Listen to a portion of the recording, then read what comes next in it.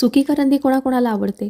बघा किती स्वच्छ, अगदी साफ केलेली करंदी आहे. ही आईने गावाहून आणलेली आणि आता ही करंदी मी पाण्यामध्ये 10-15 मिनिटं भिजत घातली आहे. तेलामध्ये मी घातला आहे कांदा, टोमॅटो, 3-4 हिरव्या मिरच्या. पाण्यात भिजत घातल्यानंतर मी करंदी 2-3 वेळा स्वच्छ पाण्याने धुवून घेतली आहे.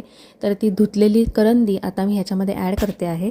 त्यानंतर यामध्ये ॲड करायचं आहे हळद, लाल तिखट, 3-4 आमसुलं, चवीनुसार मीठ आणि आपल्याला जितकी ग्रेव्ही हवी आहे तितकं पाणी ॲड करायचं आहे आणि छानपैकी मिक्स करून घ्यायचं आहे. 5-6 लसणाच्या पाकळ्या ठेचून त्या ॲड केल्या आहेत. हे सगळं मिश्रण अगदी छानपैकी मिक्स करून एकजीव होऊन द्यायचं. झाकण ठेवून 10-12 मिनिटं शिजवायचं. सगळ्यात शेवटी भरपूर सारी कोथिंबीर ॲड करायची आणि मग तयार आहे आपली सुक्या करंदीची रस्सा भाजी.